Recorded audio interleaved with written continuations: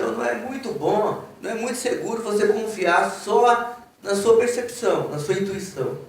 É melhor consultar o médico, chega lá, ele vai fazer as perguntas, se você não falar, ele vai fazer as perguntas certas para identificar o que está se passando com você. Pergunta 1, 2, 3 e tal, aí ele já traça o cenário. Você só confirma aquilo. Porque se deixar por nossa conta leigos, é mais difícil. Há pouco tempo eu estava dirigindo meu carro, eu sabia que tinha uma coisa lá que não estava bem, mas eu não avaliei que aquilo era importante. Daqui a pouco o pneu estourou. Se eu tivesse atentado antes, eu tinha trocado o pneu antes. Então eu estou querendo dizer assim, que cada um tem seu jeito de perceber as coisas. O cara meio do posto falou, rapaz, você levou um prejuízo gigantesco, porque aí vai ter que ser aonde, comprar um pneu, aí paga para trocar, ao invés de fazer a revisão no tempo certo, tá? Uma pessoa que, por exemplo, que começa a ter essa questão da próstata, né? Que tem pessoas que têm câncer e às vezes não sabe, né? E com o tempo vai detectar, já está com muito tempo com ela, né? Mas esse câncer, ele interrompe a questão sexual, se já tiver com câncer? Boa pergunta. Não muda em nada. A pessoa só tem as dificuldades para urinar.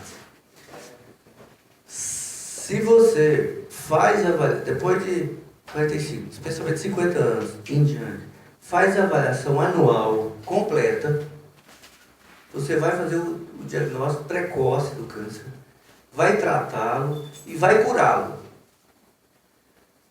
Se você tem um câncer que vem desenvolvendo há menos que um ano, faz uma cirurgia e cura aquele câncer, só para você ter uma ideia. Homem de até 60 anos de idade teve um câncer e foi feito um diagnóstico precoce e a indicação foi cirúrgica. Ele vai ter cerca de 8% de chance de ficar com impotência sexual. 8%. Puxa, 8 é muito. Ele tem 92% de chance de não ficar. Faça a leitura contrária que vira... ele tem 5% de chance de ficar com incontinência urinária, quer dizer, perdendo o urina sem querer. Mas ele tem 95% de chance de ficar continente. Agora, à medida que o diagnóstico for mais tardio, esses números vão subindo, mas de todo jeito, tratar é melhor do que morrer.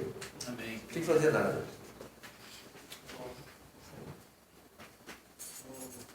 O negócio é o sujeito, psicologicamente, lidar com os tabus.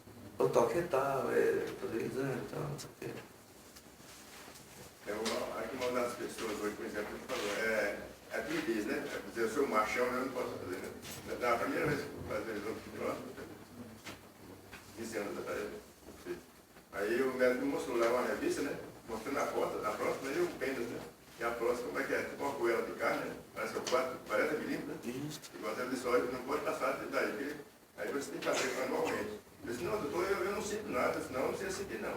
Quando você vir sentir alguma coisa, é porque ela já está grávida, né? Então, dessa tempo para cá, eu nunca mais esqueci disso, né? Isso. Então, enquanto não aconteça, eu tenho que fazer realmente um médico, né? Eu é especialista nisso, né? Para não vir sentir já não o sintoma, né? Para quando vir sentir o sintoma, quando aí vir sentir o sintoma, já está agravando, né? Bem, né? E a medida diz que é melhor remediar, né? Do que prevenir do que remediar. Então, isso é sério, né? E hoje, principalmente nessa época de hoje, a gente está comendo tudo, né? De hormônio, de químicos, né? Isso. Então, a doença ela entra rapidinho, você não vê. Bate um ano, ela já está...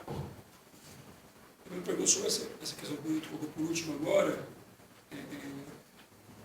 até que ponto a boa alimentação e atividade física, né, contribui para impedir o surgimento de doenças nessa área urológica e também outras doenças em geral. Né?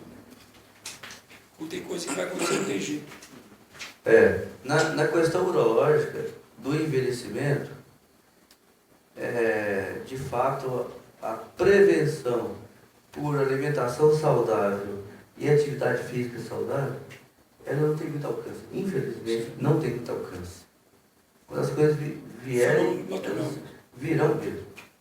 É claro que se você tem uma vida atlética, uma vida mais saudável desde o começo, provavelmente a sua bexiga vai envelhecer mais tardiamente, o seu jato urinário vai piorar mais tardiamente. Câncer de próstata não vai mudar, esse tipo de coisa, essa situação não vai mudar. Vamos falar sobre alimentação saudável.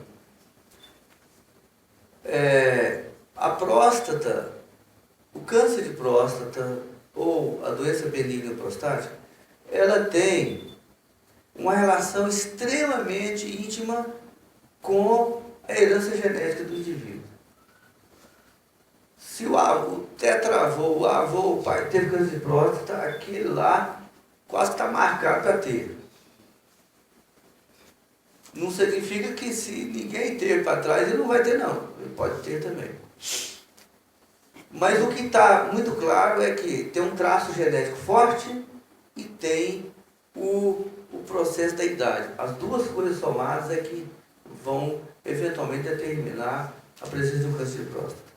Quanto à influência do meio ambiente ou alimentares, o que eu quero dizer com isso? Isso aí tem estudos muito, muito inteligentes, estudos brilhantes de várias partes do mundo que estudaram a influência do meio ambiente, poluição atmosférica, poluição do ar, poluição da água, do barulho e tal, e também o tipo de alimentação e se a nossa alimentação tem poluentes ou não. Isso aí foi feito, muitos estudos mesmo.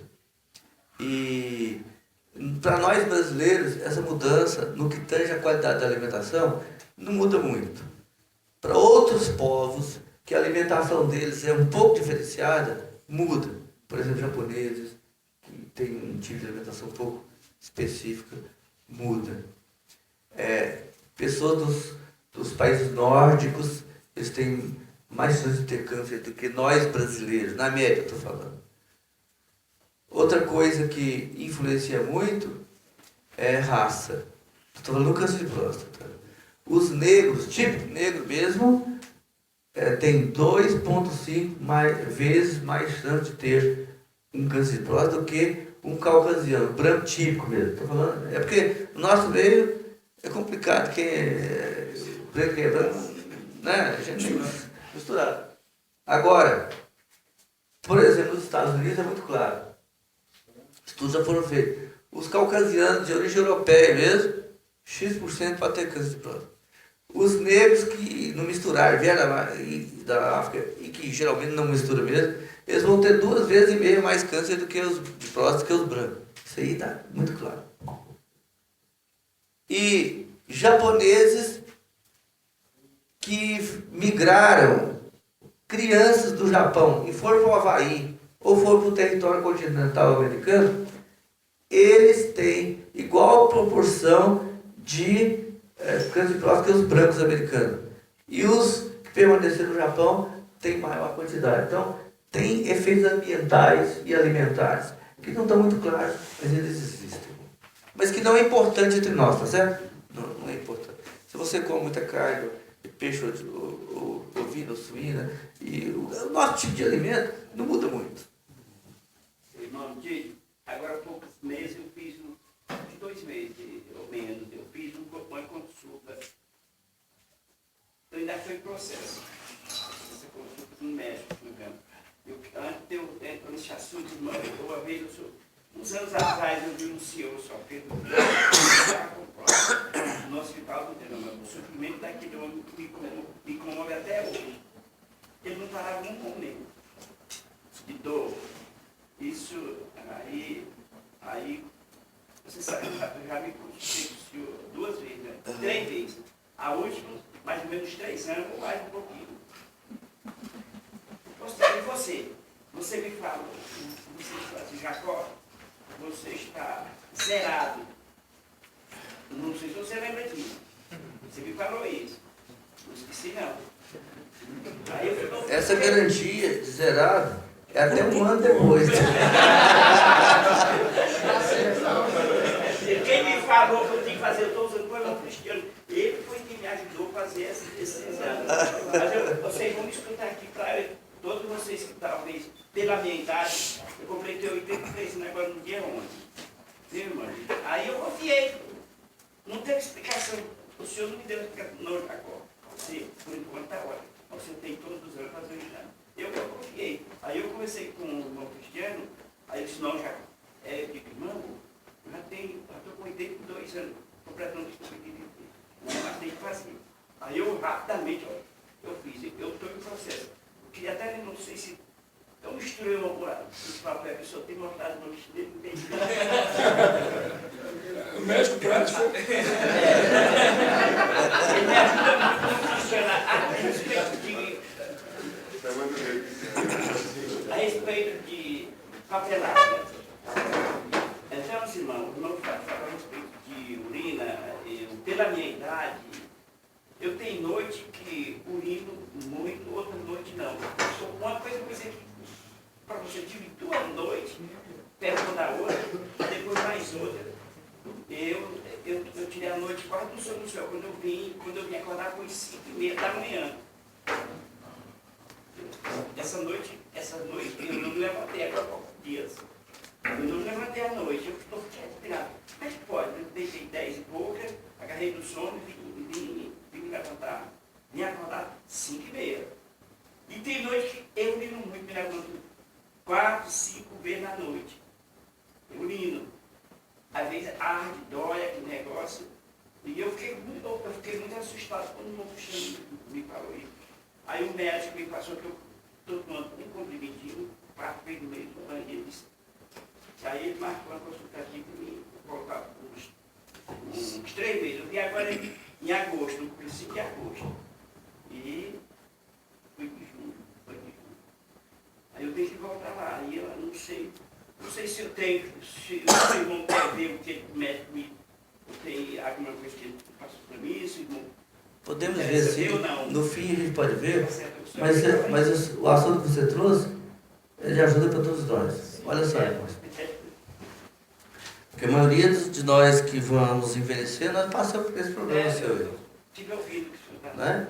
Então, a questão de urinar de noite, até melhor de dia, mas de noite é mais patente porque você está lá dormindo e tem que acordar para urinar, não é fácil, né? Dormir de novo, muitas vezes tem insônia, e aí é um sofrimento. Mas a questão de urinar, ela tem muitos fatores envolvidos. A bexiga é um dos órgãos mais complexos que existe no seu funcionamento. E ela tem sensibilidades muito especiais. E de tal forma, a grosso modo assim, alguns fatores interferem na frequência para urinar. Todo idoso vai urinar mais do que todo jovem, isso é certo. Agora, a ansiedade vai fazer urinar mais vezes. As substâncias estimulantes, neuroestimulantes, vai fazer urinar mais vezes. Experimenta de tardezinha você beber bem café e fortão, aquele extra forte. E de noite você vai ver o que vai acontecer com você, vai levantar muitas vezes para urinar também. Ou chá preto e tal, esse tipo de situação. Se tomar, urina mais. Mas, e a época de frio, urina mais vezes. É pior para urinar. Então tem fatores relevantes, outros que mudam no tempo. Mas essas coisas são claramente bem definidas. Outra coisa também na frente que eu estou dizendo aí, na minha família, eu não conheci, durante o tempo que eu convivi com ele, o meu tio, só conheci 2 irmãos do meu avô, mas na família de meu pai com da minha mãe, da minha idade, mas aí já morreram todos, tem poucos que eu vi. Então, mas eu nunca soube que alguém deles morreu de próstata ou do coração. Minha família tem essa vantagem. Na minha família, eu não conheço um deles que morreu por causa de coração ou de próstata. Você é um irmão que, pelo seu contexto, você não tem como muito afirmar isso. Você diz assim, mas eu vou te dar um contexto. O Natal, esses mais jovens aqui, eles talvez podem falar, não tem nenhum parente que morreu de câncer de próstata. Mas os da sua idade, até mesmo da minha idade, nossos avós morriam de fraqueza geral, sabe? chama caquexia. Já ouviu falar esse termo? A pessoa vai enfraquecer até morrer. Como é o nome que o irmão falou? Caquexia. Ouviu falar? Fraqueza. Fraqueza. Fraqueza. Aquilo vai ficando pálido, magricelinho até. A maioria daquilo era câncer de próstata. Você não sabia, mas ele estava com câncer de próstata e ia morrer daquilo. Então, provavelmente você teve algum parente desse aí, que lá atrás morreu desse jeito, mas não tinha um diagnóstico ainda. Esse é o problema. Isso não tinha isso. A gente nem sabia o que era. Claro, não tinha. Eu vou dar um dado para a gente compreender esse cenário aqui.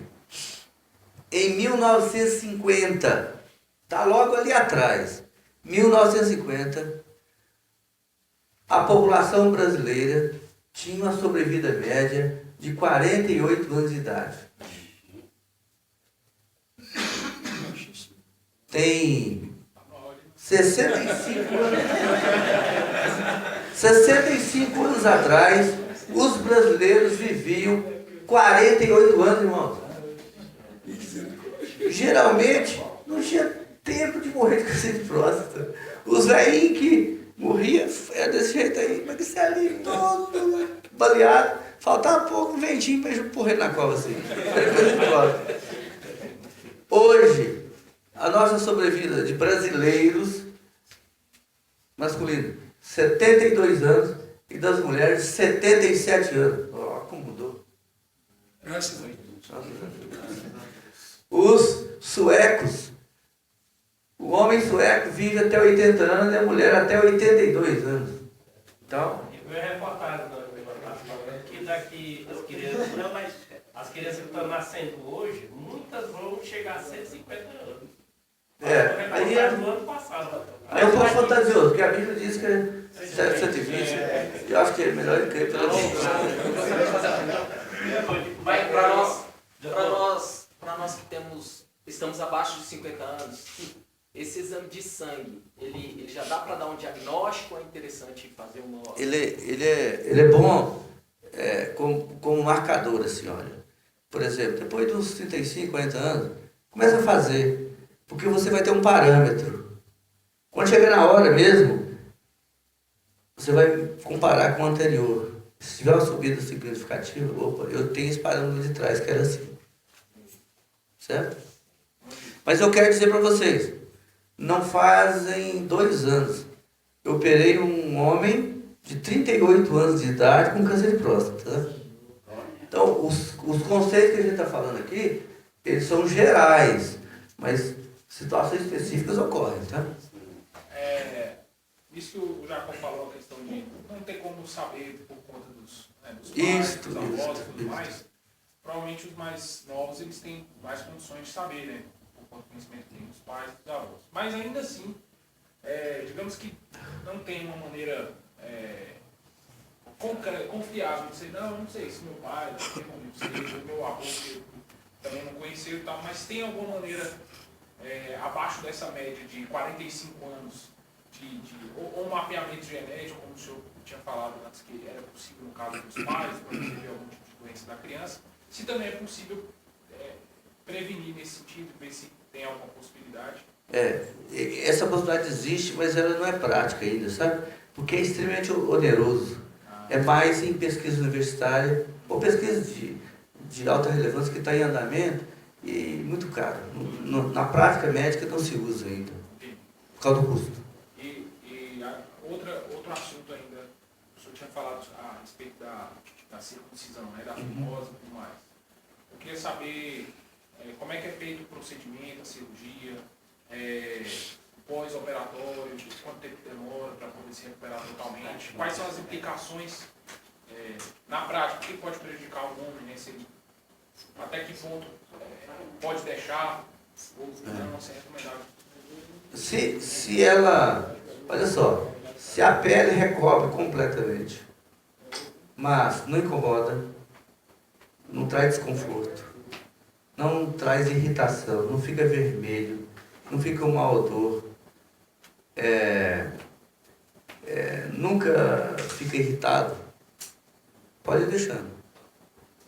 Mas se começou a irritar, ficar vermelho, ardendo, dando mau cheiro, Melhor cuidar. Sangramento. Sangramento, rachaduras, microfissuras assim.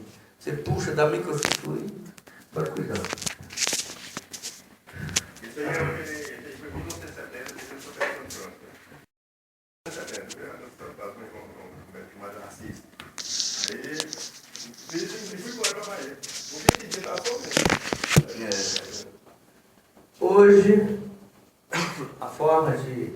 Primeiro tem que fazer a avaliação médica com a história clínica e exame físico. Pronto. Definiu-se pela cirurgia. Então faz alguns exames mínimos laboratoriais, coagulação de sangue, hemograma, exame de urina, ureia, creatinina, glicose, para ver se não tem diabetes também e tal. E depois tem duas opções. Ou você pode fazer com anestesia local, e se a pessoa está lá num ambiente cirúrgico, está deitado lá, você aplica a injeção com agulha assim na base do pênis, anestesia tudo.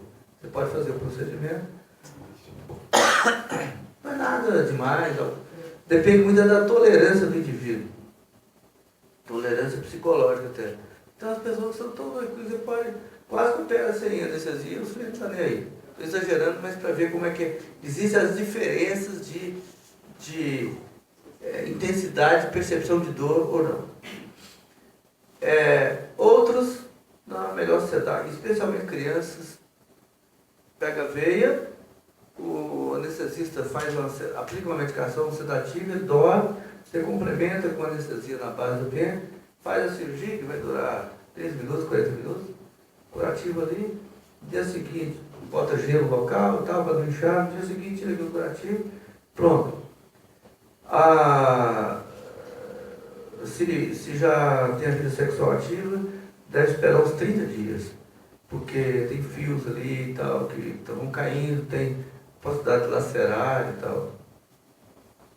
E quando ao trabalho, se não for trabalho extenuante, terceiro dia está pronto o trabalho. Estou falando, se for atrás do escritório, não sei o quê, só pequenas caminhadas. Agora se for levantar peso, se for, aí um pouco mais. Assim, nada demais. Agora uma pergunta aqui. Porque a gente aprendendo desde criança, nos colégios, né? Isso.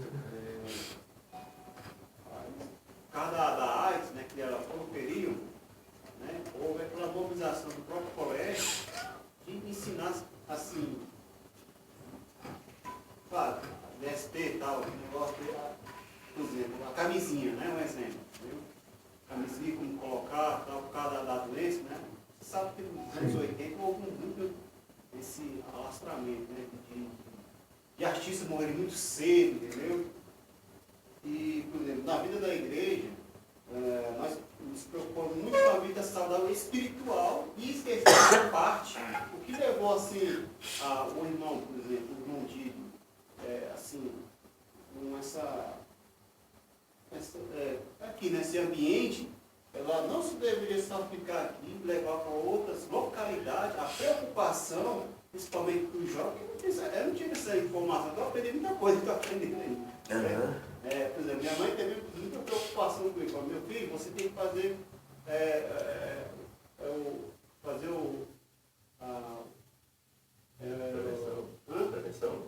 prevenção da próstata, seu Deus, entendeu? Ela tem essa preocupação, né? Ela trabalha no hospital, entendeu? Então, ela teve essa preocupação, né? Aí eu fui naqueles postos de saúde, né? Aí eu perguntei, mas a médica não, você tem que vir pelo menos uma vez no ano, entendeu?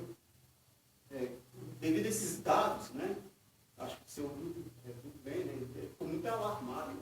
Preciso passar esse meu conhecimento para os irmãos, né? E até ajudar os jovens a se preocupar com a sua saúde, entendeu? Porque a mulher leva muito tempo, né, no banheiro, se preocupando, né, com a saúde, né? E a importância, né? Você falou da questão de lavar os pés, né? De cortar o crepúsculo, né? Isso é muito interessante. Então eu vejo assim que isso deveria ser mais divulgado, né? Para os irmãos, os mais jovens que estão aqui, né? Eles encontrar uma companheira, até casar, né? Eu vejo essa parte, que é muita coisa. Por exemplo, eu tenho 45 anos. Muita coisa que eu sabia, não. Por exemplo, urologia, 45 anos. Aí eu tô. Ela mais do peso. Aí eu. Pode começar preocupado agora. Então, por exemplo, urologia, eu nunca. Entendeu? Eu me preocupei assim, a cardiologia tudo bem, né? Eu corro, né? Eu gosto de correr, mas cardiologia. Só isso, não. Isso aí. Então, você fala assim, por que não começou isso antes? Então? É um processo histórico, né? Entre nós, o Natal sabe disso, os primeiros tempos foram tempos assim que havia uma preocupação muito mais relevante a ver o que era a igreja em contraposição a tudo que não era a igreja. Por quê? Porque o mundo espiritual, o mundo religioso era tão prevalecente que o catolicismo romano eliminava todas as outras possibilidades das pessoas crescerem espiritualmente. Os poucos grupos cristãos que apareceram no tempo, eles para crescerem, enfrentavam uma oposição feroz do catolicismo. E esse catolicismo misturado com crenças afrodescendentes e mesmo do espiritismo, era um negócio confuso isso aí.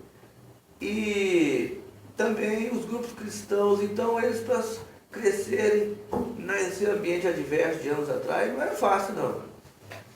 E quando o Senhor nos trouxe a revelação da igreja, nos primeiros anos aqui no Brasil, nós estávamos muito mais preocupados em ver a igreja, Cristo é a igreja, e fazer isso avançar, do que as outras coisas. Tudo tem um tempo, né? Ver a igreja, irmão, é um negócio tão extraordinário, tão relevante, que anularia qualquer outro empenho na época. Hoje não, as igrejas na nossa região já estão mais ou menos bem caracterizadas, bem amadurecidas, praticando tudo aquilo que é ensinado. Então agora elas têm tranquilidade para tratar desses assuntos. Outros, mas que naquela época, impossível, não dava. Eu vi falando, a mulher, o câncer da mulher se dá mais no seio e útero, né? E diz que no homem é mais a próstata e o estômago, né? Até agora eu fui falar de próstata no homem e esse câncer de estômago, ele não tá também. Câncer de estômago no homem é relevante. Mas eu vou falar então estatística do câncer de próstata. É o câncer, então doença maligna de próstata, o câncer de próstata, é a doença mais prevalecente no homem. Mas é a terceira maior causa de morte por câncer. Porque o câncer de pulmão mata mais do que o câncer de próstata. Ele é mais agressivo. Mas é o câncer mais frequente no homem. Só para você ter uma ideia, no Brasil não temos estatísticas muito críveis, mas nos Estados Unidos, que tem uma população de 300 e poucos milhões, nós somos de 205 milhões. Nós. Eles têm uns 315 milhões. Eles têm 200 mil novos casos de câncer de próstata por ano. É gigantesco. A população do ano. Por ano. Tá vendo? É muito alto. Muito alto. No caso de uma pessoa necessitar de uma cirurgia, ela vai necessitar de algum medicamento perpétuo assim para a vida dela, no caso de pós-cirúrgico? A maior parte resolve só com procedimento cirúrgico. Grande parte resolve só com procedimento cirúrgico. Tem outra pergunta. E a pessoa, não sabendo que ela tem esse problema, algum outro órgão do corpo pode ser afetado, inclusive o cérebro, assim, neurologicamente, ou não afetar na sua percepção? Se a pessoa tem câncer de próstata? Sim. Se vai afetar algum outro órgão do corpo e até mesmo a sua mente? Isso, o câncer de próstata, ele quando é agressivo, pega para arrebentar mesmo, olha só. Primeiro ele afeta regionalmente, tá? Extrapola o limite da próstata e começa a invadir os tecidos vizinhos. Depois ossos do corpo como um todo. E quando ele acomete os ossos, olha, é uma dor sem tamanho, que não passa com remédio nenhum. É um sofrimento. No hospital, gritando, coitada. Crânio também e tal. E mais tardiamente, ele invade a bexiga e aí prende os uretérios. E a pessoa, e a bexiga também. Aí começa a urinar sangue, prende os uretérios, o rim incha porque a urina não sai, aí morre o sujeito renal. É muito sofrimento. O câncer de próstata avançado não é brincadeira. Primeira pesquisa que eu já vi. Em relação a mentalidade da pessoa assim, em si, ela não sabendo que tem, isso pode afetar algum problema assim, cerebral, alguma de memória? Pode afetar. Mas é muito mais tardio, sabe? Mais precoce é osso e bexiga e tudo. Enquanto a mente é mais tardio. Em relação à varicocele, já fiz cirurgia de varicocele. Uhum. Tem alguma chance dela voltar ou esse tratamento que é feito? Tem 10% dos casos de varicocele operados pode voltar. Ficar sentir dores assim, tá na região. Mas nem sempre é por causa da varicocele, tá? Então tem outras razões. Mas 10% dos operados pode voltar. Eu acho que ficou uma lacuna aqui que interessa aos homens e que não abordamos, sabe? Acho que podia abordar. Ó, vocês por aí, no dia a dia, sua vizinhança, amigos e tal, já viram falar numa incidência tão grande de câncer de colo de útero nas mulheres? Eu falo, né? Todo mundo. De cada 3 cânceres de colo de útero, 1 é causado por HPV. Sabe o que é HPV? HPV é um vírus que acomete o homem e a mulher também. E ele é sexualmente transmissível. E se o homem está contaminado e contaminou a esposa dele e ela não fica sabendo e não trata, lá na frente ela vai desenvolver, ela tem uma chance grande de desenvolver um câncer de colo de útero e de cada 3, 1 é por essa razão. E que é perfeitamente resolvível se fosse tratado no tempo certo. Vamos ver que o impacto da nossa negligência ou da nossa falta de informação e atitude, comprometemos também a nossa esposa, nossa companheira idônea, né? Você vê que é um negócio. Né? Você fez uma observação aí, mas eu queria então, surgiu aqui, um assunto que também afeta os homens. Vamos falar sobre, então, aí o outro a gente deixa para depois, né? Vamos falar um assunto, irmãos. Você não perguntar nada, mas eu me lembrei, e ele afeta os homens, de uma certa forma. Irmão, antes de uma dúvida, eu sempre falo em câncer de próstata, eu falo logo em cirurgia. Há casos de radioterapia, quimioterapia. Certo. Ou é depois ou antes da cirurgia? Depende do que os exames mostrarem. Tá? E há também discussões teóricas sobre o que seria melhor, mas na prática a cirurgia é melhor. Mas suponhamos assim, olha, o sujeito tem 60 anos, ideal para uma cirurgia. É menos agressivo. Isso, mas ele tem uma cardiopatia, não dá para operar, o limite dele está comprometido. Então vai fazer radioterapia. Certo? Ou o câncer está avançado. Não tem cirurgia nem radioterapia que resolva. Então tem um bloqueio hormonal. Existe um tratamento com bloqueio hormonal e você controla a doença muitos anos e tem impactos na vida dele. Mas é melhor ele seguir vivendo com impacto negativo, mas seguir vivendo e por muitos anos, certo? Então, a abordagem, é claro que numa conversa igual essa aqui, não dá para a gente falar sobre todas as coisas. Mas, de fato, o que você falou é relevante. Radioterapia, nos casos não exatamente avançados, é a segunda forma de tratar. E se você quiser saber mais, tem 2 tipos de radioterapia. A chamada radioterapia externa, que é essa que você vai lá, você deitado lá, e mid-raios naquela região. Então a radioterapia é chamada bracterapia, que você implanta, o médico implanta uns fragmentos de material radioativo dentro da próstata dele. Iodo radioativo, irídio radioativo. Implanta ali e aquelas sementes radioativas ficam emitindo radiações e destrói as células cancerosas da próstata. Ou de outro órgão, mas não estou falando da próstata. Então, são ilustrações que eu estou fazendo.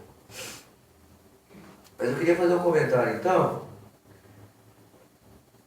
que também afeta muitos homens e tem muitos jovens aqui que também provavelmente poderão ser afetados pela situação em algum momento da vida, e os mais velhos, com certeza. Né? A questão da sexualidade versus potência sexual, libido. Interessa esse assunto? Sim. Né? Então, vamos falar um pouco sobre isso. O que é potência sexual? Potência sexual é a habilidade que cada homem tem de, sob determinado estímulo, ele ter uma ereção peniana com maior ou menor rigidez, mas rigidez suficiente para ter a chamada cópula, quer dizer, o ato sexual pleno. E terminado o ato sexual, ele entra em chamado detumescência, a sua condição. Bom, isso é chamado de potência sexual. Para que exista a potência sexual, inúmeros fatores têm que estar concorrendo para aquilo positivamente. Psicologicamente, o indivíduo tem que ser saudável, o uso de drogas ou fármacos pode interferir, drogas, que eu digo droga mesmo, ou fármacos, medicamentos, pode interferir nisso aí. Medicamento para pressão, geralmente, hoje não é tanto, né? Também interfere na qualidade da ereção. A interação com a esposa, né? Um ambiente meio hostil, a coisa não vai ficar tão fácil assim, né?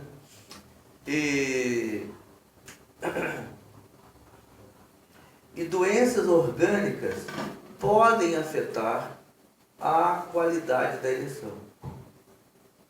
Para haver uma ereção, precisa ter a mente está bem, precisa ter saúde geral como um todo, e a inervação e a vascularização penianas tem que ser normal. Porque o que ocorre para ter ereção? Os nervos penianos, eles sob estímulo cerebral, eles fazem com que as artérias penianas se abram, o fluxo de sangue bombeado pelo coração vem, entra nas artérias, provoca uma dilatação peniana e como o pênis tem um revestimento inelástico em algum momento ali, chega um fluxo de sangue tal, ele entra em ereção. Se aquela capa não fosse igual uma tubulação, ele ia esticando, não dava tensão. Mas imagina uma mangueirazinha ruinzinha de água aí.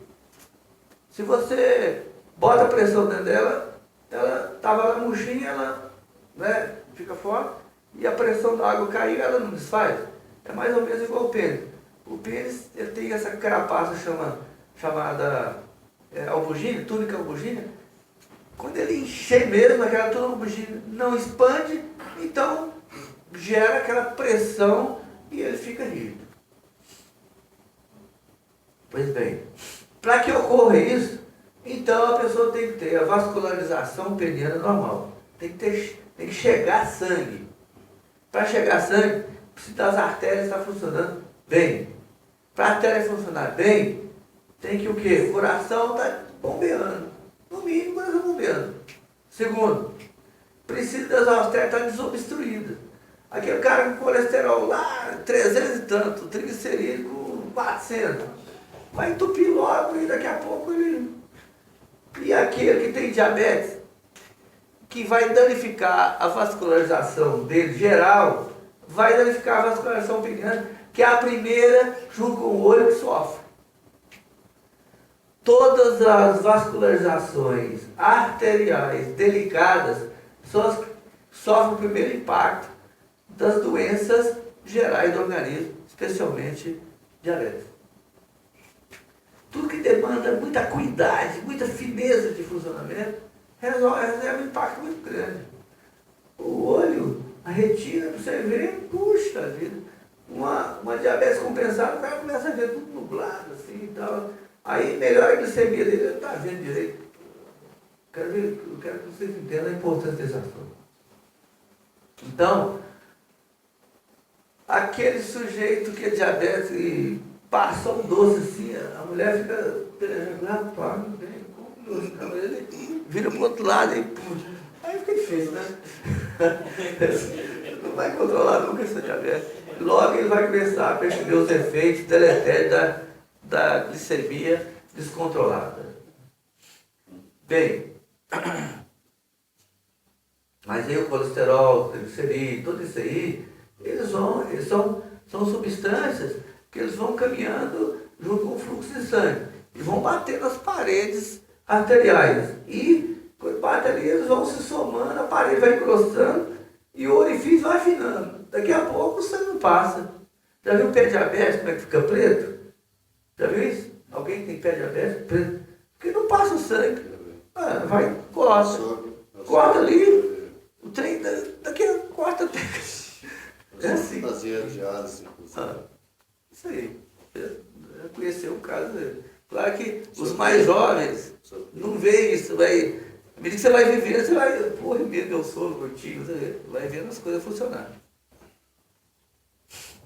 Então, o que é vou citar o nome de um fármaco bem conhecido.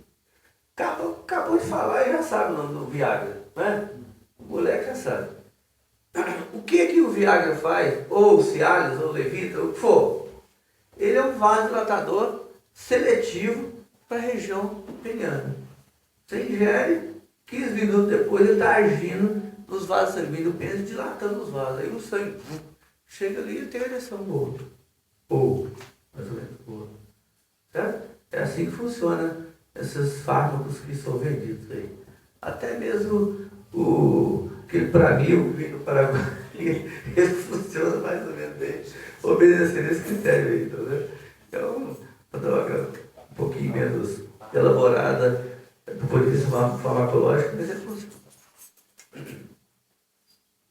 Mas diversas patologias, elas causam danos importantes na vascularização peniana. Mas para o vaso sanguíneo abrir e fechar, precisa do controle neurológico. Se a pessoa não tem se ele tem uma neuropatia, quer dizer, uma doença que comete o dedo, vai prejudicar a abertura e fechamento dos vasos sanguíneos também. Então, o sujeito que tem uma neuropatia periférica, seja de qualquer natureza, ele vai ter esse impacto também. Teve um trauma rápido medular, traumatizado, ou ele tem uma doença viral que acomete o sistema neurológico, ou ele tem uma doença Guillain-Barré, alguém já ouviu falar disso aí? Ou alguém já ouviu falar? Trocentas doenças neurológicas que têm impacto geral no organismo, ele vai ter esses problemas, essas dificuldades. Muitas delas não tratadas. Mas outros fatores, aí vem a mente de novo.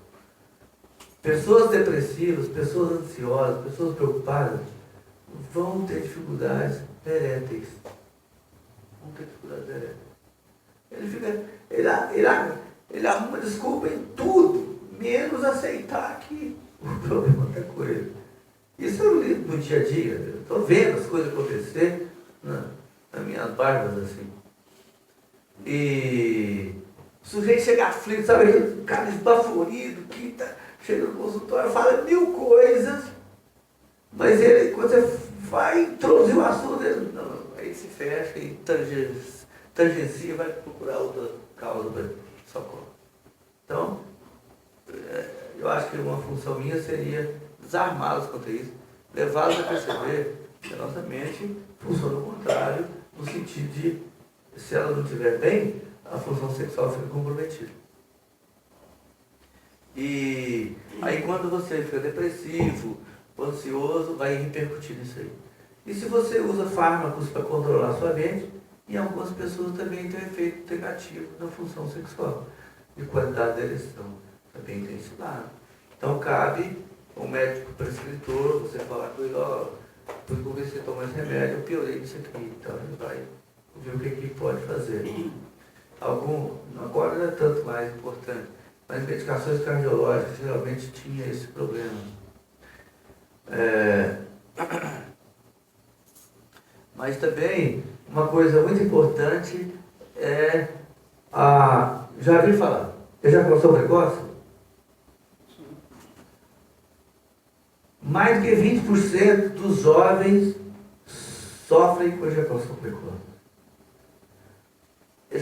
Então vamos estabelecer um conceito do que é ejaculação precoce. Porque às vezes o cara pensa que é ejaculação, mas não é o caso. Ejaculação precoce, mas não é o caso. Ejaculação precoce é caracterizado por aquele fenômeno em que a pessoa não consegue ter uma ereção e uma penetração vaginal que, na média das vezes, ele consegue ir até o fim, até que a sua esposa também entre em orgasmo e ir conjunto com ela. Se isso for uma frequência muito grande, então ele teria um maior ou menor grau de ejaculação precoce. Aí também tem umas nuances complicadas, porque tem mulheres que elas são tardias na excitação. E ele é um pouco mais agitado. Então isso aí vai dar dificuldade. É inevitável que vai dar dificuldade. Mas cabe aos dois resolverem isso aí com ajuda psicológica e tal.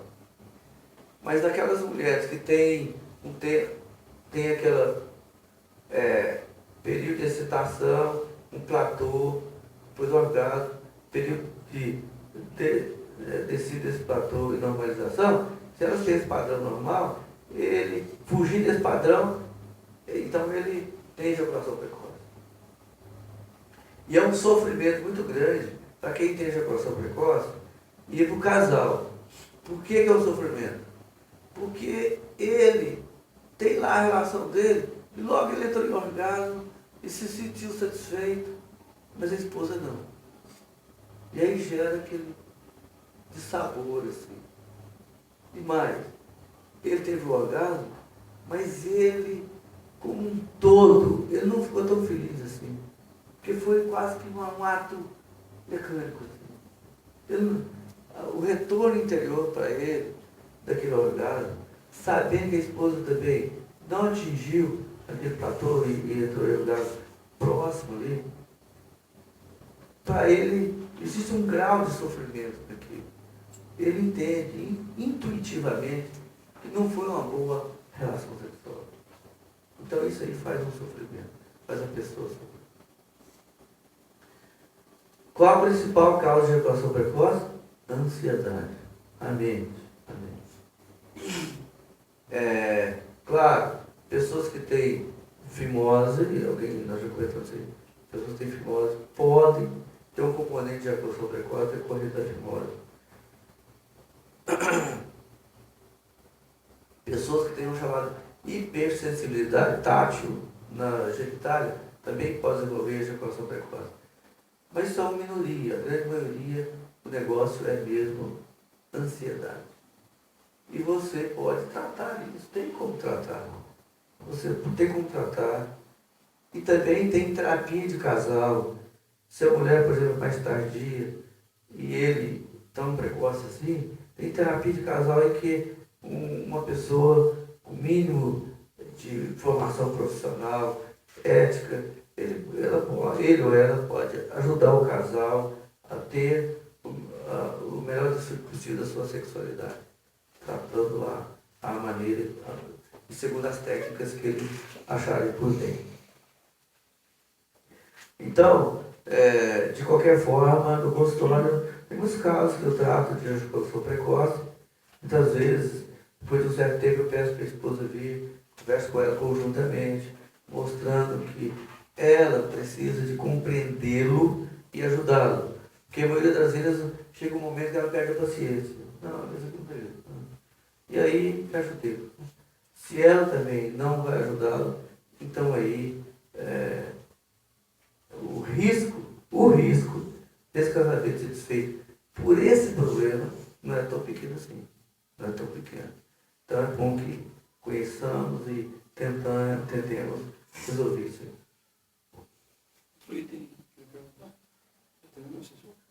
Esse aqui, mas tem outro ligado aí. Imediatamente ligado. Eu não esqueça de tirar. O assunto inerente a isso aí, nesse mesmo bolo, é a libido. O que é libido? Libido é o interesse quanto à sexualidade. Na média, quase 100% dos homens têm libido. Estou falando na época certa, né? Na idade certa e tudo. Então a libido é o desejo endógeno, natural, da pessoa querer se relacionar com a parceira sexual. No caso, nossas esposas. A libido, ela varia com a idade. E muito.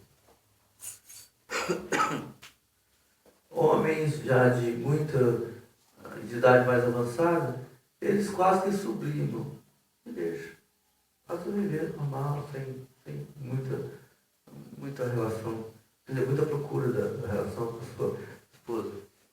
Mas não todos são assim. Tem homens longevos, mesmo mais de 90 anos, que ainda conseguem e interessam pela vida sexual. E a libido, ela tem a maior ou menor libido, ela tem muita relação, outra vez, com a mente, mas também com as condições próprias daquele indivíduo. Então, uma das coisas que mais interfere na libido é a questão hormonal. Então, quando você avalia um indivíduo assim, você tem que fazer um estudo, um perfil hormonal dele. Tem um hormônio, vou simplificar, tá? Tem vários hormônios, mas um hormônio em particular chama testosterona, que é o hormônio típico de todos os homens. É o principal hormônio vinculado à sexualidade. Então, se esse hormônio tiver oscilação muito grande, para menos, provavelmente esse homem vai ter uma queda importante da sua libido. Se a testosterona cai muito, vai cair a libido. E muitas outras condições vitais desse indivíduo vão cair também. Ele vai ficar depressivo, vai ficar irritadíssimo, vai ficar sem perspectiva de vida, nada para ele está bom, não tem projeto de vida, nada, tudo está ruim.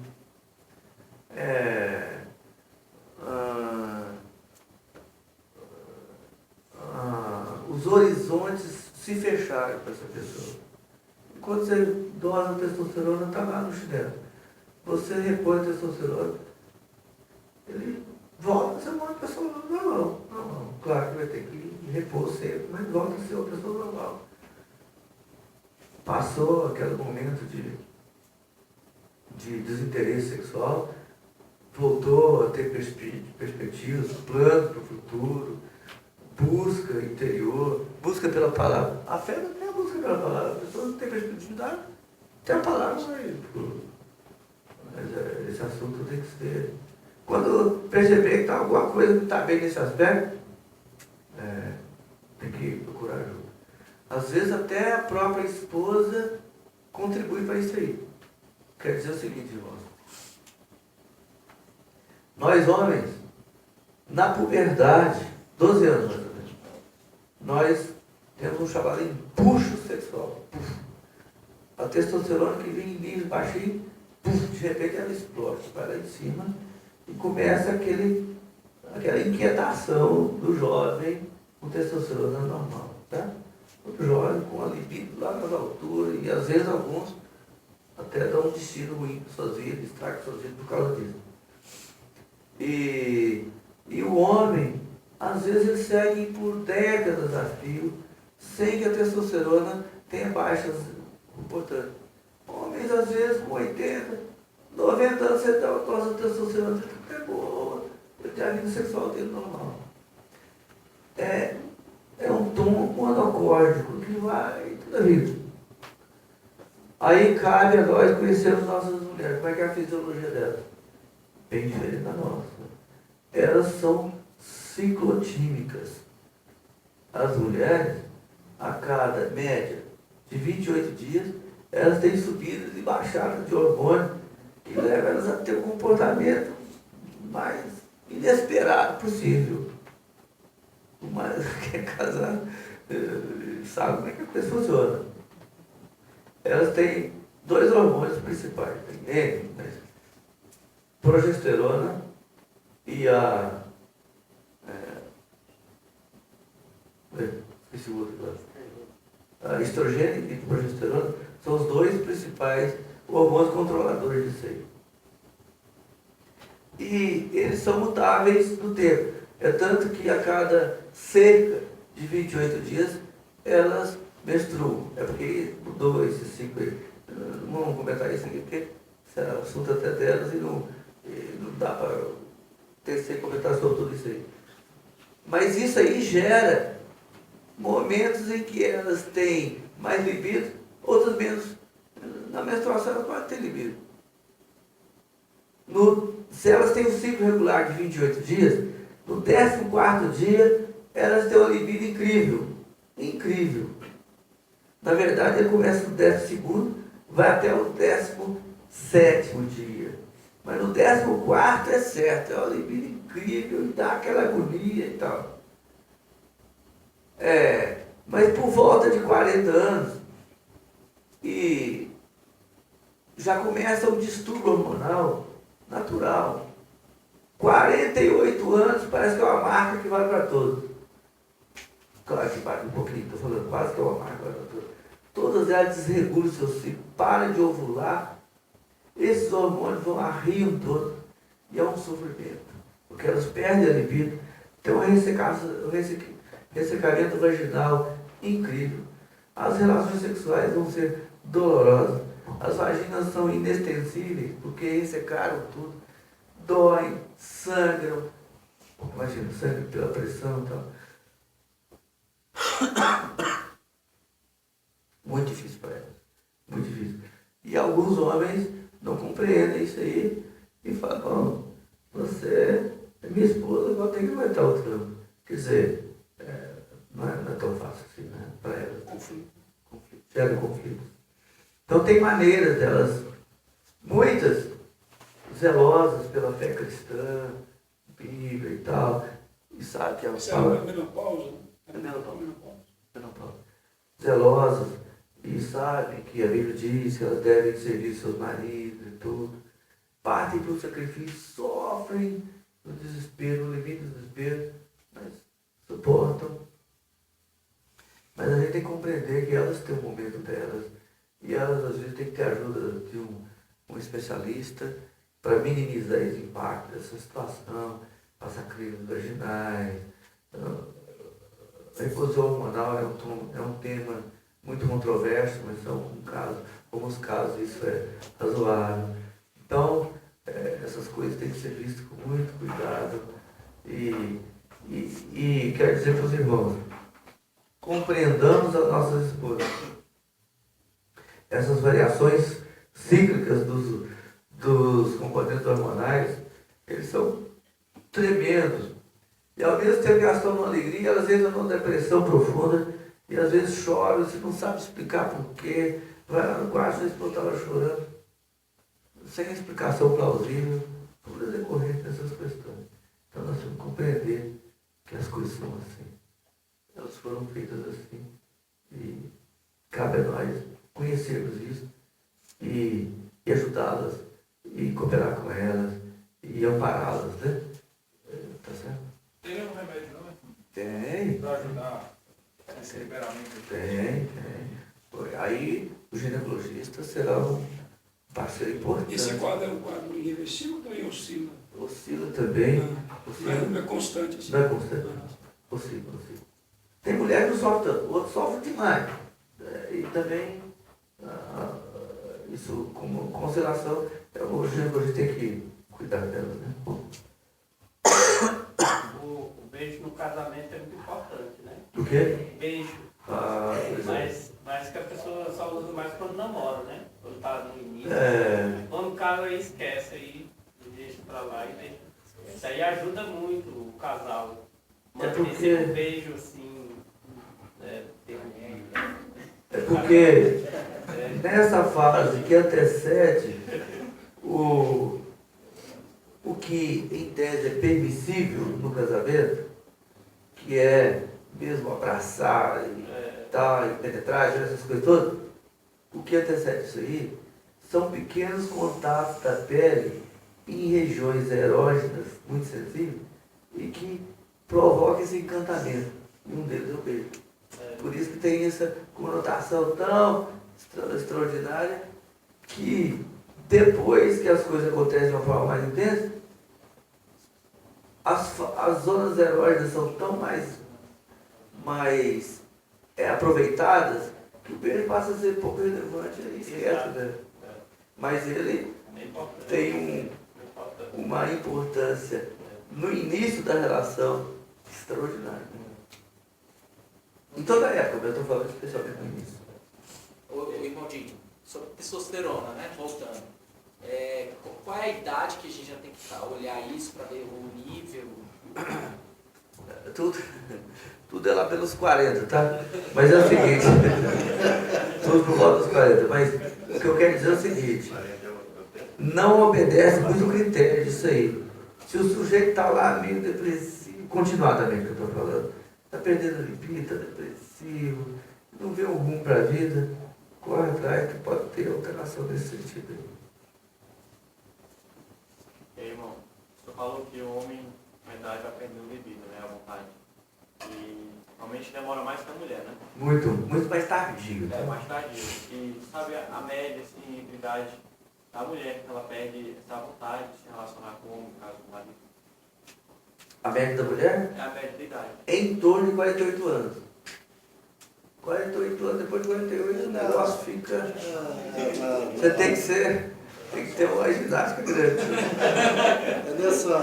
Nesse tempo da menopausa, que o irmão falou que tem problema de ressecamento e tal. Então, se o homem não tiver os cuidados, se ele não tiver uma abordagem, se o marido não tiver uma abordagem bastante cuidadosa, zelosa para com ela, respeitando os limites dela, estimulando-a ao máximo, antes de qualquer tentativa, ele pode causar tantas dores à penetração e sofrimento, e ela sentir-se agredida por ele como se fosse uma violência sexual que danifica toda a relação humana.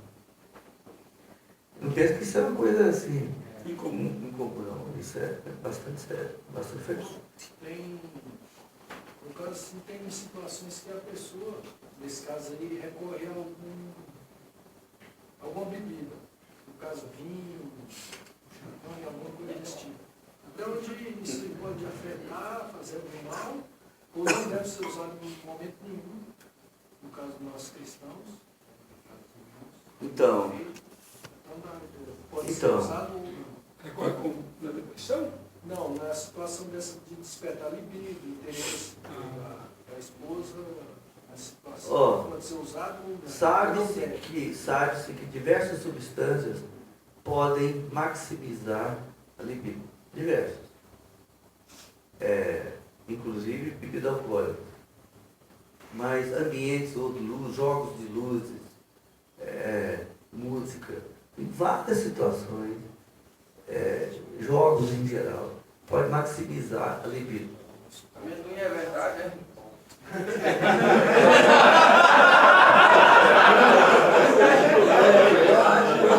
Eu vi uma história dessa. O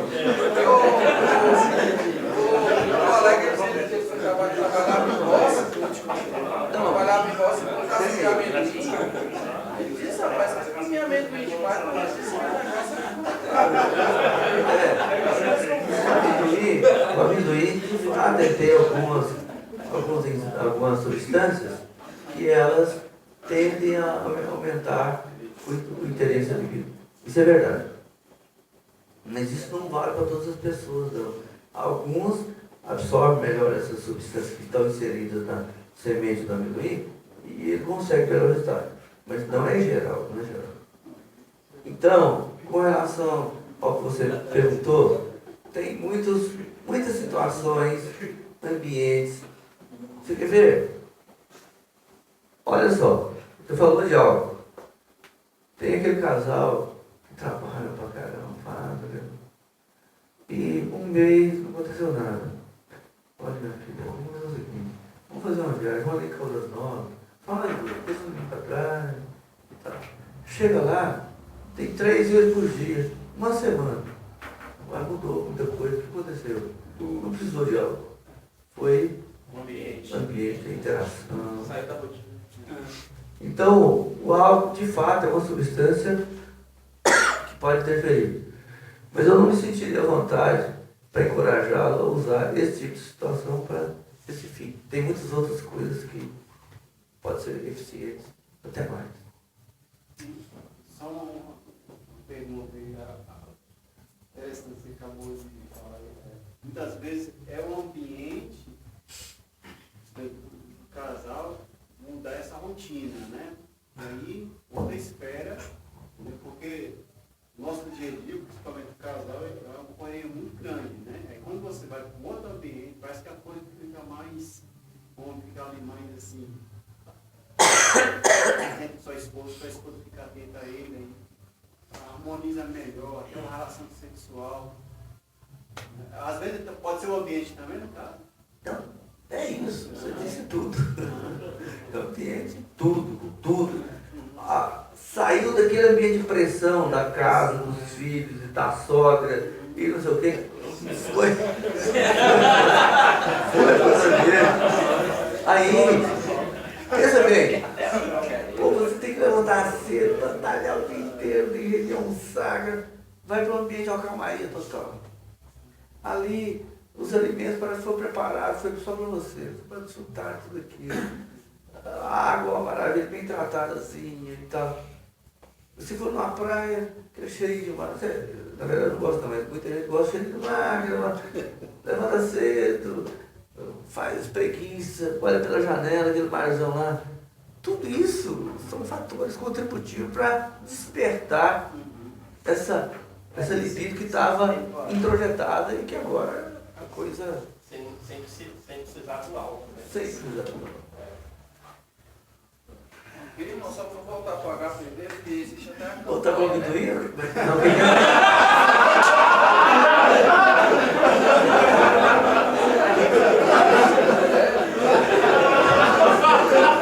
Ajuda lá, faz a batida de amendoim com ovo de cocó.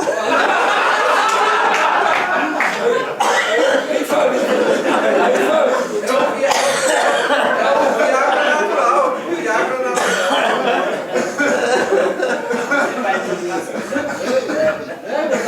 Mas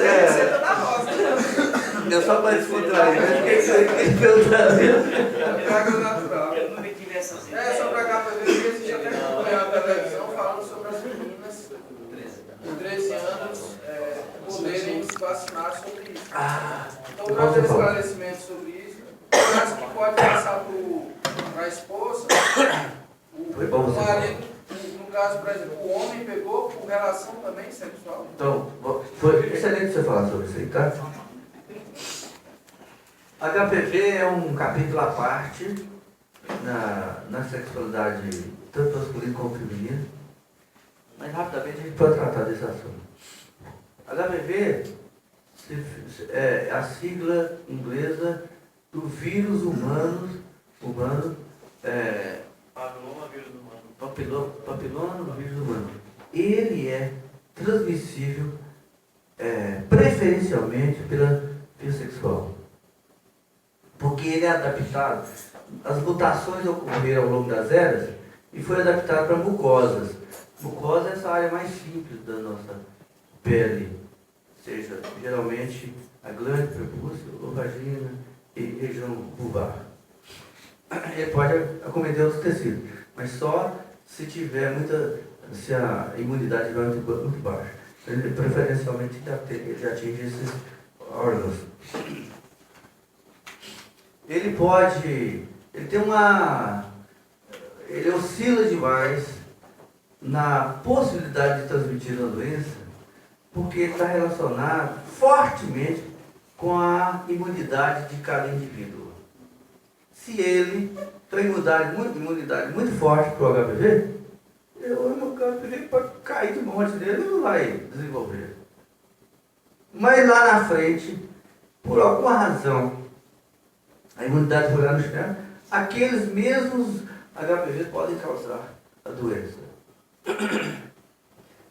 Igualmente da mulher, assim por diante.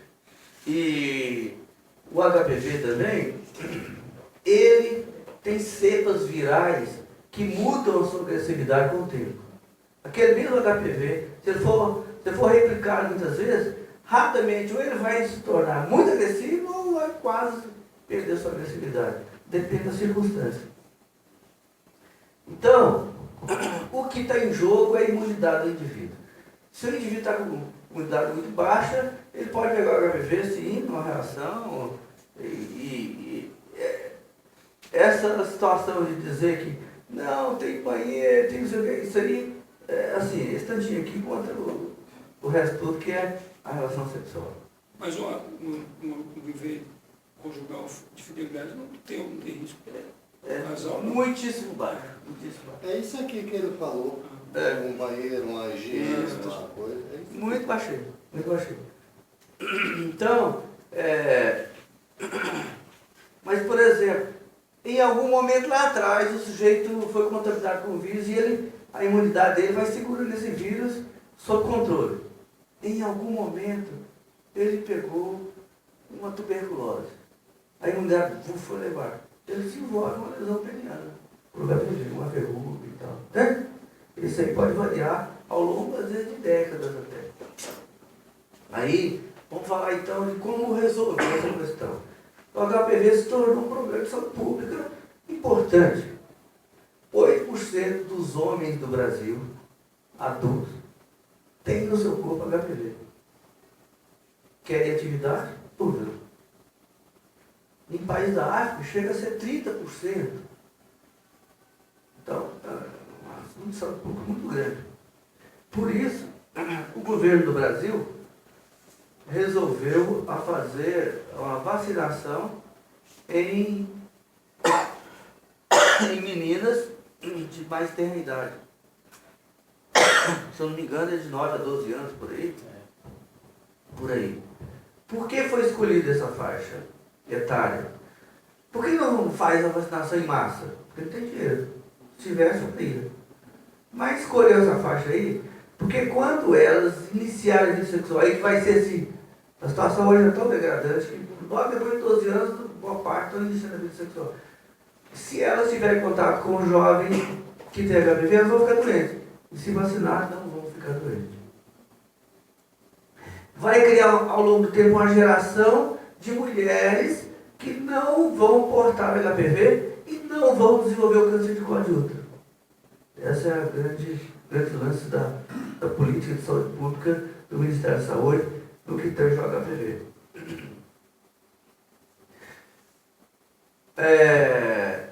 A vacina trivalente que antecede essa que nós temos hoje, ela deixou um vírus de fora e ela, no início, quando foi lançada, então o laboratório só garantia a eficácia para aquelas pessoas que nunca tinham tido contato com o vírus da HPV.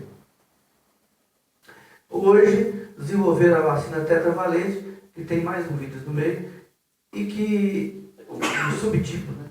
E que isso garante, aparentemente, uma imunidade maior.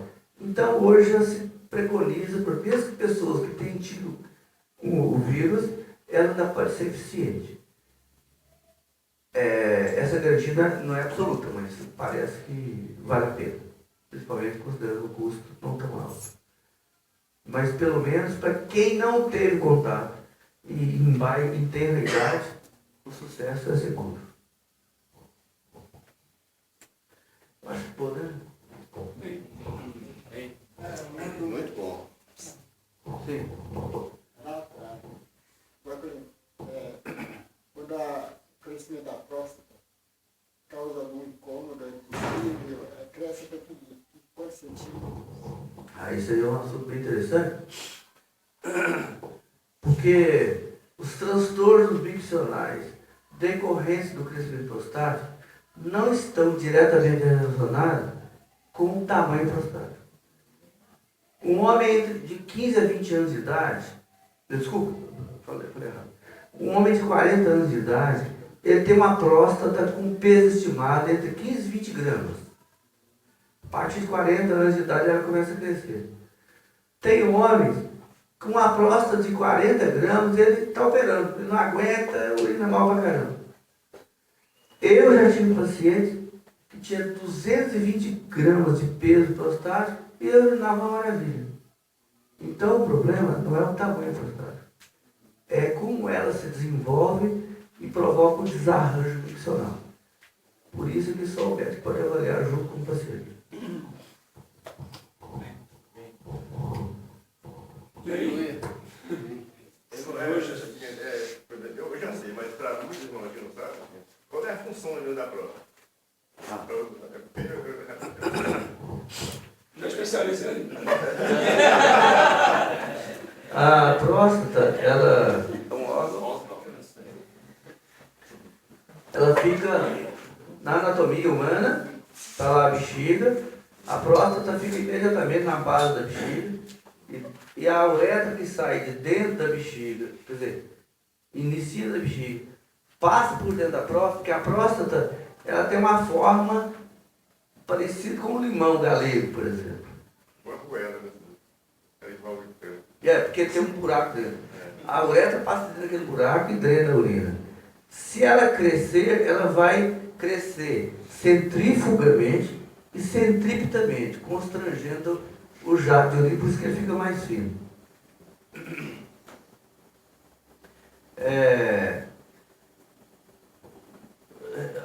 Você perguntou assim, se causa só males, que bem que pode causar uma próstata? É o seguinte, 3/5 do volume seminal, do sêmen, 3/5 do volume, aquela placa, aquele golfada que sai lá, 3/5 daquilo ali é produzido na próstata. E boa parte dos elementos constituintes do volume seminal que servem como nutrientes ou energéticos para o espermatozoide é vindo da secreção prostática. E também ela serve, de certa forma, para conter as perdas urinárias, para dar continência urinária. Especialmente, predomina esses fatores. Eu já vi falando também que a pessoa que tem a próstata muito ativa, por exemplo, quando a próstata não dá conta mais de soltar o líquido, ela vai encher, né? Ela comprime. Isso. A próstata, ela é uma glândula, ela secreta esse líquido seminal, parte desse líquido seminal. Então, se a pessoa não tem orgasmo, ela vai, de fato, produzindo o líquido e vai acumulando e vai estufando assim. Por isso que muitos jovens, eu duvido que não teve aqui ainda, muitos jovens acordam de madrugada e tem poluição noturna. Alguém não teve ainda? Poluição noturna é aquele orgasmo involuntário, acordou lá, é porque essa pressão que tem aí vai desencadear todos os mecanismos do orgasmo, reproduzindo como se fosse um estímulo externo, que na verdade pode começar com um sonho, com a bexiga cheia, vários fatores, pode desencadear. Bom dia. E já na minha idade, o que o senhor diz? Porque eu não sinto inflamação, eu não sei se está interna. Eu queria se é possível o senhor ver esse exame, dar uma espiadinha, o senhor quer falar. Não sei se é possível, porque nós precisamos como médico. Porque já a minha idade, porque muitas vezes está como mais novo. Ou também, já na minha idade também, é terrível isso. existe vários estudos em vários lugares do mundo que mostraram o seguinte: 100% dos homens com 100 anos de idade têm câncer de próstata. Vários. Como é que foram feitos esses estudos? O cara está andando na rua, ele tem 100 anos, está andando na rua ali, vem um carro e puf, matou o câncer. Leva ele para fazer a autópsia e estuda a próstata dele, tem câncer. O outro estava lá na guerra, o cara vai 100 anos na guerra, teve um acidente, o câncer não foi, o cara morreu, tinha 100 anos de idade. Sobreviveu da guerra. Sobreviveu da guerra, 50 anos. Eu estou querendo dizer com isso que, depois dos 45, 50 anos, a chance desse indivíduo vir ter um câncer de próstata é contínua e crescente. Ela pode se manifestar tardiamente, mas vai ocorrer. Agora, se ele vai ter repercussões decorrendo da doença, decorrendo da neoplasia dele, aí é que são elas. Muitos homens não morrem de câncer de próstata, apesar de ter, morrem de outras razões. E sem saber até que tem. Um caminho irreversível. É irreversível. Irmão, deixa eu Já tem um mapa. Pode ocorrer algo estranho, tipo uma castração, não sei se é o nome, castração. O câncer de próstata, a célula do câncer de próstata, ela é estrogênio responsiva. E, por exemplo, se a pessoa tem câncer de próstata e a testosterona dele está circulando, esse sujeito vai desenvolver a doença maligna clínica com mais rapidez. Se faz a castração dele, retirando a produção de testosterona, aquela próstata vai lentamente desenvolver. Mas se você faz o contrário, deixa a testosterona dele, mas injeta nele estrógeno, que é o hormônio feminino, vai fazer o bloqueio também. E ele vai ficar anos sem morrer da doença. Tranca o avanço ou minimiza esse avanço por longos anos. Por isso que, até hoje, homens que não têm mais indicação de cirurgia, ou de, igual o irmão lá estava preocupado, de radioterapia, não tem mais indicação, a doença está mais adiante, faz estrogenoterapia. Vai lá no hospital de base, pega um tal de Zoladex, aplica na pele ali, de 3 em 3 meses, pronto, vive anos. É uma doencinha dele. Que perde o limite, perde a função sexual. Exato. É no caso de urinar. A pessoa que assim, às vezes está trabalhando e tudo, está com vontade de urinar, mas fica segurando. Isso aí pode me prejudicar minha saúde, alguma coisa em relação a isso? Se for coisas ocasionais, não. E se for direto? Se for direto, a musculatura do seu bexiga vai sofrer. E você me fez lembrar uma coisa. Tem uns que têm mania de, quando vai urinar, apertar aqui na ponta da uretra para dar jato mais forte. Está pensando em brincadeira? Tem figura que faz isso. Isso é um dano incalculável que ele está fazendo contra ele. Não foi a primeira vez que eu já tive no consultório, sei que apertou a uretra, aí deu aquele, o troço fica aquele papo, assim, ele só sangra a uretra. Doutor, por que minha uretra está sangrando? Eu já saí daí, eu nunca fiz. Bom dia, que os homens têm que fazer xixi agora, urinar é sentado do lado.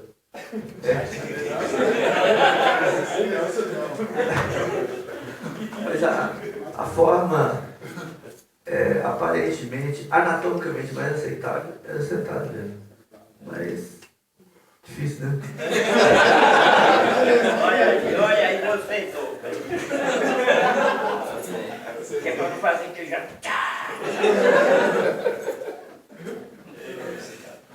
Muito bom. Acho que tá bom, né, irmão? Tínhamos comentado que o irmão falar um pouco, mas queria demais, né? Que eu te falo para ele, tivesse tempo. Fala um pouco do testemunho dele em relação à igreja, né? Até para aproveitar o fim de semana. quiser, outro dia. Quando? Só a presença de Deus já nos encoraja. Até porque quem está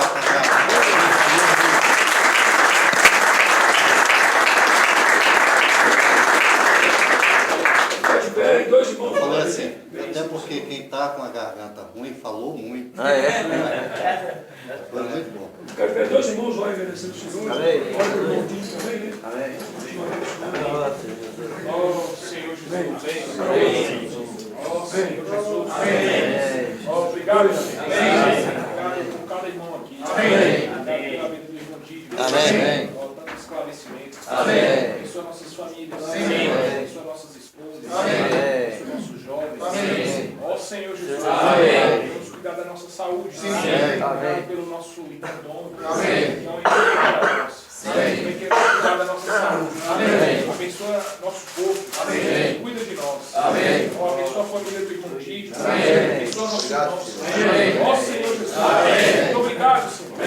Amém. Amém. Ô Jesus. Verdade, Senhor. Abençoa o irmão Dídio. Amém. Obrigado pela presença do irmão. Amém. Obrigado por esclarecedor. Amém. Tanto nos ajudou, Senhor. Amém. Especialmente cuida dos jovens. Amém. Possam de fato buscar ter uma vida normal. Amém. Guardarem com as suas esposas. Amém. Preocuparem com a sua saúde. Amém. Quanto a nós, os irmãos casados. Amém. Também não negligenciar a nossa saúde. Amém. Senhor, nos ajuda, Senhor. Amém. Também pedimos a tua misericórdia. Amém. Diante desses dados, Amém. 70% das enfermidades, Amém. fatores psicológicos, Amém. fatores da alma. Amém. Senhor, vem, ó Senhor Jesus, Amém. levar para o Espírito. Amém. De fato, sermos saturados. Amém. Nossa alma ser saturada pelo Espírito. Amém. Possamos gozar de plena saúde. Amém. Servir o Senhor. Amém. Servir os irmãos. Amém. Abençoa o irmão Dídio. Amém. Retorno dele para casa. Amém. Recebendo a oportunidade em outras localidades. Amém. Ou outros irmãos receberem ajuda. Amém. Como nós aqui recebemos. Amém. Ó Senhor Jesus. Amém. Abençoa o irmão Dídio, sua Amém. família. Amém. Sua esposa, Senhor. Amém. Saúde do nosso irmão. Amém. Ó Senhor Jesus.